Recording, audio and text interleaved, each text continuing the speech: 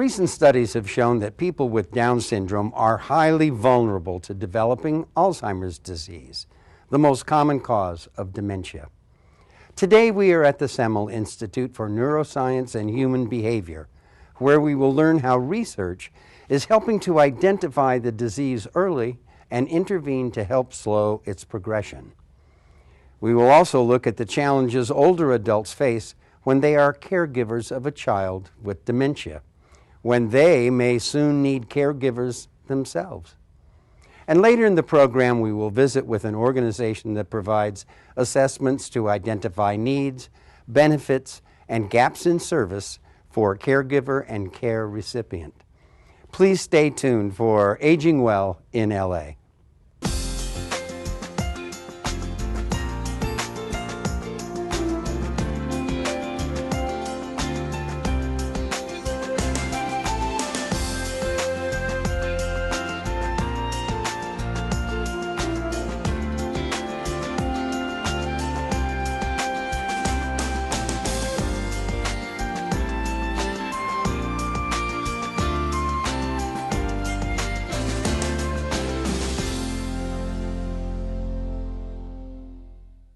Hi, I'm Paul Peterson.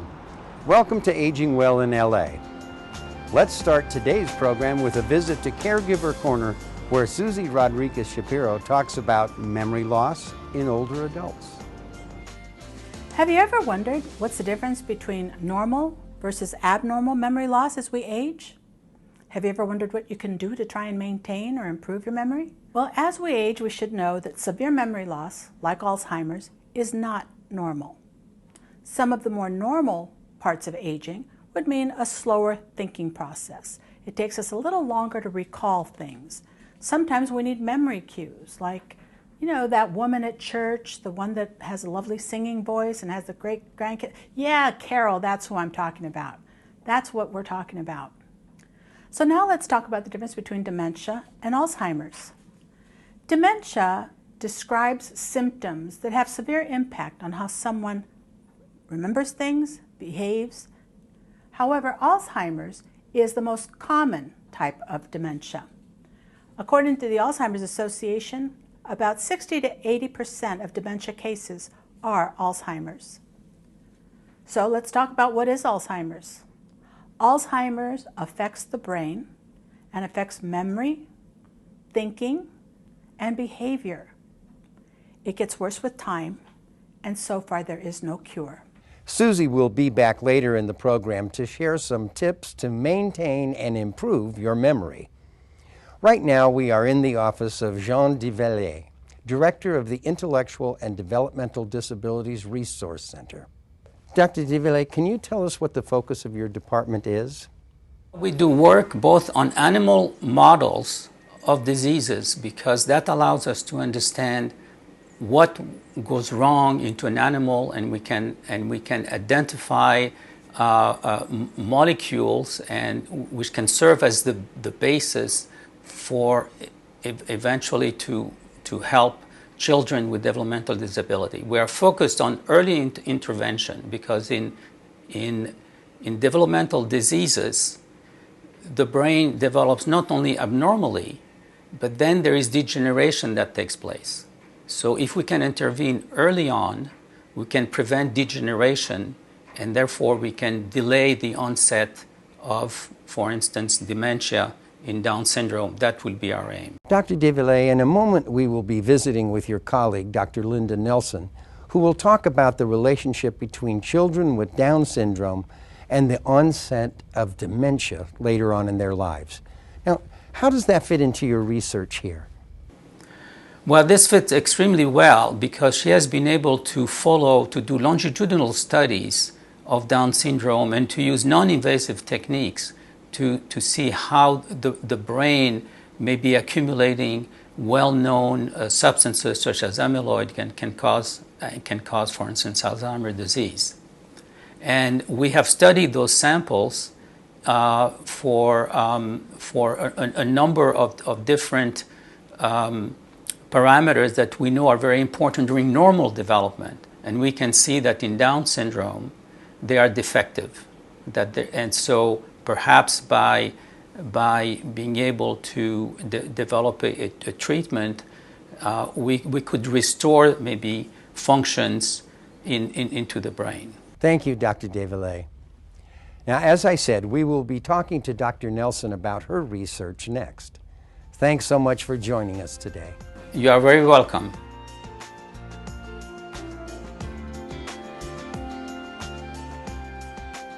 As promised, we are now in the office of UCLA professor and researcher Dr. Linda Nelson, who is the principal investigator of studies concerning diagnosis and treatment of Alzheimer's disease. Dr. Nelson, can you describe what happens with the onset of Alzheimer's disease? When Alzheimer's attacks, it attacks the brain physically. It changes the brain, it kills brain cells, it kills brain tissue, it affects the neurons, but it also affects the way a person thinks, feels, and responds emotionally. And that would be the dementia part. So dementia, in a sense, or neurocognitive disorder, is a symptom of Alzheimer's. It's called a cognitive symptom or an emotional symptom. Dr. Nelson, can you tell us about the relationship between children with Down syndrome and Alzheimer's disease? Children with Down syndrome tend to be at very high risk for Alzheimer's disease. They're at high risk because of their genetic predisposition for it. And what that means is that they have an extra copy of chromosome 21, and by virtue of having that, it puts them at risk for developing what's called amyloid precursor protein. And this protein is putting them at even greater risk for developing Alzheimer's disease. And so consequently what happens is they get Alzheimer's disease at a very early age, sometimes as young as 12 years old. And it progresses at a much more rapid rate. Your research is focused on detection of Alzheimer's and how we can help these children with Down syndrome as they age. What has your research shown? We feel that people with Down syndrome can tell us a great deal about Alzheimer's disease. And what happens is that when we do the research studies that we're doing here, we do them through PET imaging. And what PET imaging does is it identifies the signs of Alzheimer's disease in their brains in terms of where the signs are located, what part of their brain, and also what level of plaques and tangles, which are the signs of Alzheimer's, are there. And so by looking and examining the brain in those terms, I work with scientists in nuclear medicine who are able to identify when Alzheimer's attacks the brain, at what age, and also what areas of the brain it may be attacking first. Dr. Nelson, one of the issues that you are dealing with is the impact that Alzheimer's has on the families of children with Down syndrome. Is that right? Absolutely. Doctor, how do you let the family of a child with Down syndrome know that their child is at additional risk for Alzheimer's? You do it in a way very delicately, but very informatively. You educate them about their child and that they may be subject to having Alzheimer's at an early age. You explain to them about some of the earliest signs and what to look for. You talk to them about what kinds of resources are available should they start to see some of these signs and how to follow through. And for example, as a clinician, I work with them and I do evaluations and I do screens and I help them through screening methods, test methods, identify some of the earliest signs and symptoms. And if it looks like they might be showing early signs or symptoms of Alzheimer's, then I talk to them, I educate them, I work with them, and I tell them about how these symptoms will probably progress in the disease. It must be physically difficult sometimes for parents who are already seniors to provide the same amount of care to their adult child that they could when they themselves were younger. Many families are in denial. They can't believe that their son or daughter is actually getting Alzheimer's at a point when they're in their 60s or 70s and their son or daughter is in their 30s or 40s. So it's very startling to them to find that out. Many accept it when they see the changes occurring. Some of the earliest changes are emotional. They're not memory loss in people with Down syndrome. And people with intellectual disabilities can always tell us what's wrong. So they might begin to do very odd or unusual behaviors. For example, one family member told me that her daughter started putting her tennis shoes in the microwave. Another family member told me that her daughter started dressing in a wedding gown, thinking that she was getting married that day and that it was her wedding day. And so she dressed completely in white, expecting to be married. And it was this sudden turn of behaviors relatively within a short period of time that occurs and leads people to think that there might be something wrong. Families like that need education, and as a clinician and as a researcher, we really try to educate them about what's out there in terms of resources to help them. It's very hard on families, especially elderly parents who are raising adult people with intellectual disabilities. And so what we try to do is let them know what's out there. There's many, many resources in Southern California, in Northern California. For example, there's a group called DS for Down syndrome, AD for Alzheimer's disease, Connect. And that's an organization of folks who are dedicated to helping families, helping caregivers know what's available to them to help, what to expect as a disease progresses, and how it affects individuals with intellectual disabilities. If a member of a family with a child with Down syndrome calls Alzheimer's Down Syndrome Connect for guidance, what might they be told? They would tell the person that there are family support groups, that there are associations dedicated to family members and caregivers who can offer assistance. So it's not just knowledge, it's also emotional assistance. The strength to be able to withstand what they know they have to expect with Alzheimer's disease. Many people know how devastating the disease can be, and they expect that to happen. They can see it playing out. And in order to cope with it more effectively, it's necessary to reach out to some of the family groups and the caregiver support groups. Dr. Nelson, thank you so much for sharing your research on the connection between Down syndrome and Alzheimer's, and more importantly, for your work with the families of those afflicted with the disease. Thank you.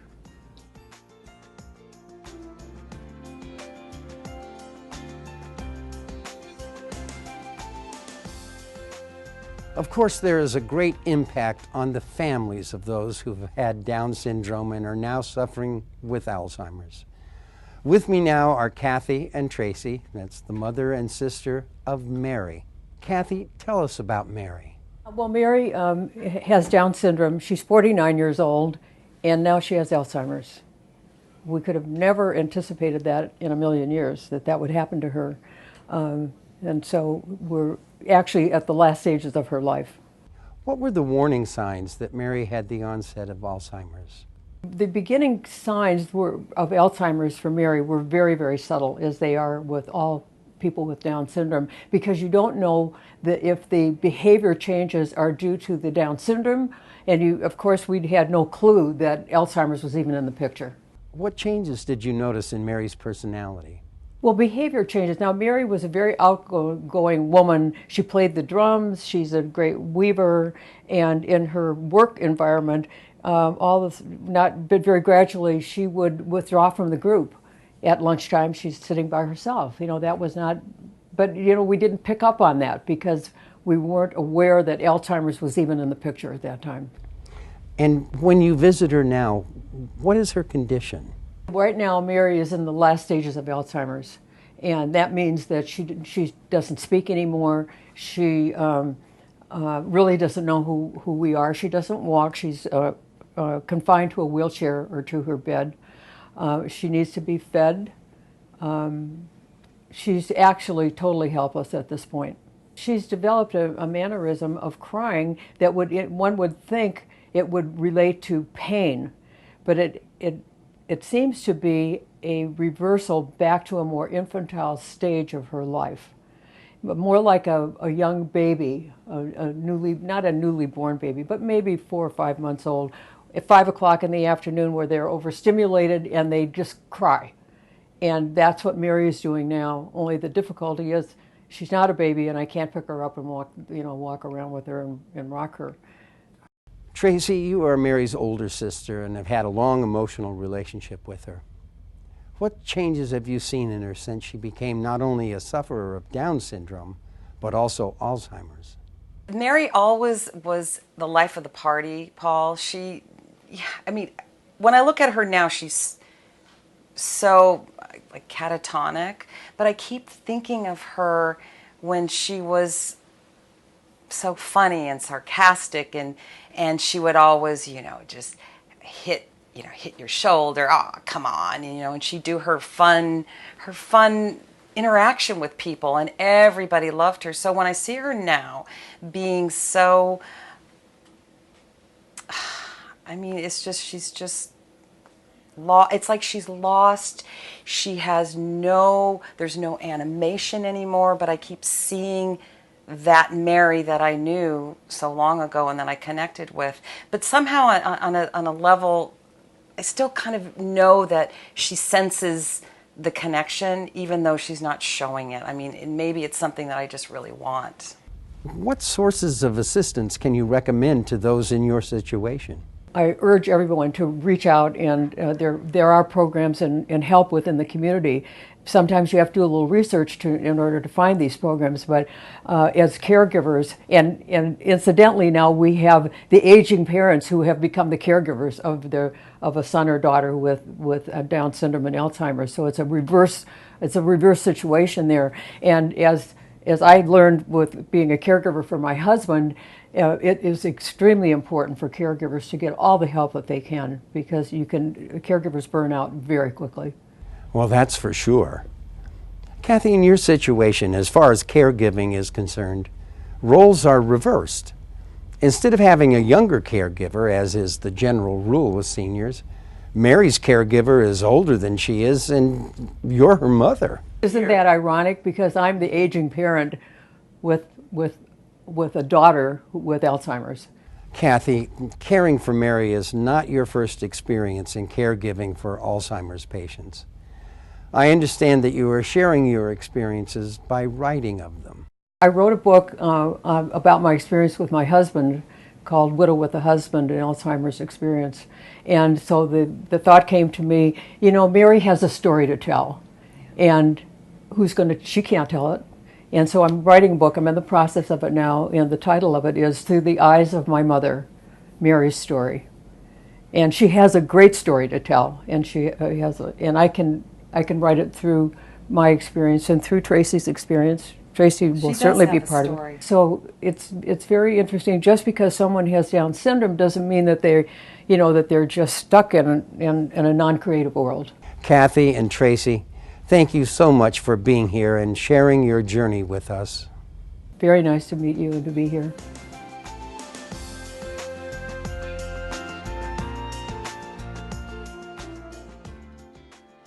The nonprofit organization Betzedek provides free expert legal advice to low-income residents of Los Angeles City and County. With us today are Yolanda Erickson and Michelle Wolf, both of whom work on the Transitions program, which assists older caregivers of aging intellectually and developmentally disabled adults. Yolanda, tell us about the program and why it came into existence. We created this program called Transitions to address the issues of aging of the intellectually disabled population. This is a population that's really a new group of people with intellectual disabilities, never lived long, healthy lives before. And thanks to deinstitutionalization and access to health care, they're living longer, healthier lives, and they are encountering the same sorts of issues that every other senior aging finds in life, but there really aren't tools or programs in place to deal with that. What we find is that people have not made any plans for aging for their loved ones who have intellectual disabilities. So they generally haven't made wills or trusts or even thought about where will this person live once I'm gone, who will make decisions about this person's health care, who will make decisions about this person's assets, and how his or her life will proceed just the way it is, helping to have them maintain the maximum amount of independence that's possible. But there is that need to make plans. Michelle, you are the Transition Coalition Coordinator. Besides Beth Zedek, who are the other organizations involved with you? We have 32 coalition members who've been meeting regularly for the past year and a half. And we have partners, a very diverse group of providers, such as Tierra del Sol, which is the largest provider of employment and day programs in Southern California to over 600 adults with intellectual and developmental disabilities. We have groups like the Help Group, which provides educational opportunities, post-secondary assistance for the same population. There's longtime providers such as Goodwill, Easter Seals, and United Cerebral Palsy, Autism Society of Los Angeles. And we also have some of our Jewish community partners like Jewish Family Service, Jewish Vocational Service, Eda Israel. And it's really been wonderful to bring this group together, joined by some government officials, such as from your own Department of Aging in the city and in the county. The County Department of Mental Health has been a very active participant because so many of our adults have both developmental disabilities and a mental illness. In LA County, there's 7 regional centers, and they're paid largely through the state and taxpayer funded. And they provide from birth to death case management, referrals, and assistance. And they're just adjusting to the fact that they have so many older consumers themselves. They've been really focused on early start, young children, school-age children, and even transitioning over to college-age children. But no one's ever had this level of older adults with developmental disabilities before. So we're all in the same boat. There must be quite a few gaps in opportunities available to this part of our population. Can you tell us about some of those gaps? Some of the gaps are inadequate housing for all the adults who need to move out of their parents' homes, since 75 to 80% of them are still living at home with their aging parent. We need a lot more job opportunities outside of sheltered workshops, real work, competitive employment with job coaching, and we need a lot of social and recreational opportunities. This is a group of people that want to be an active part of the community. One of the other gaps that we've identified is that once you turn 18 in California, you're considered an adult in the eyes of the law. And you alone have the right to make decisions about your health care and your finances.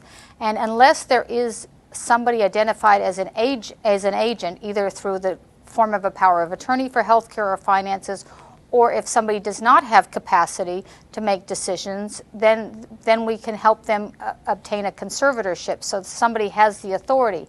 Because what we don't want to see is your example of somebody that is an aging, developmentally disabled adult, let's say someone with Down syndrome, that that may have been fairly independent and had some had the ability to make decisions for themselves, and now is looking at Alzheimer's or dementia, and we realize their cognitive ability is going to decline rapidly.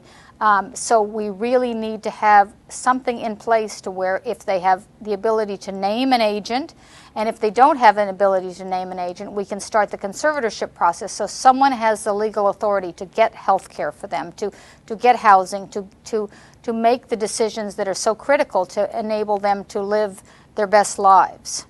All of those services you mentioned earlier that you provide must be very expensive for the families.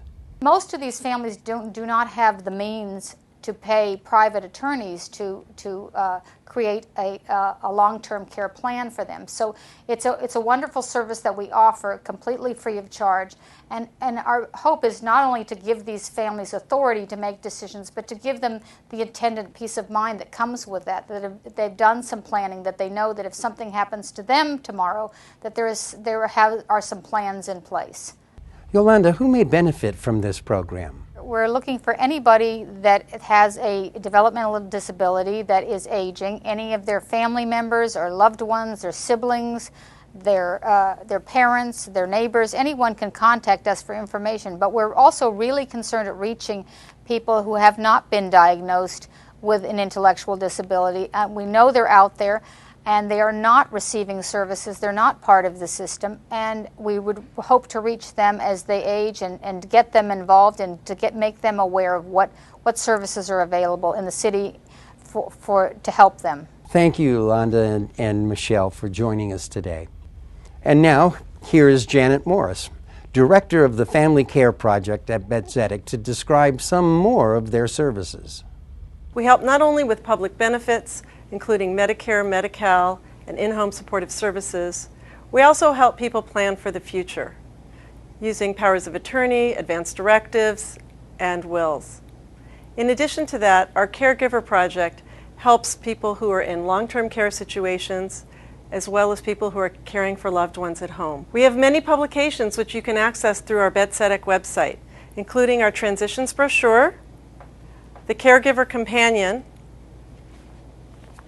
the Nursing Home Companion, and Caring for a Relative's Child, to help obtain guardianships over a minor child for a relative.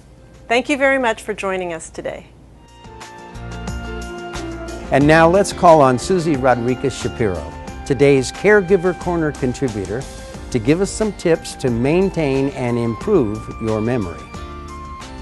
So let's talk about some tips to maintain and improve your memory. We recommend that you exercise your mind. By that we say stay informed, read your newspapers, magazines, go to a class at one of the senior centers in your neighborhood and learn something new that triggers your mind to think.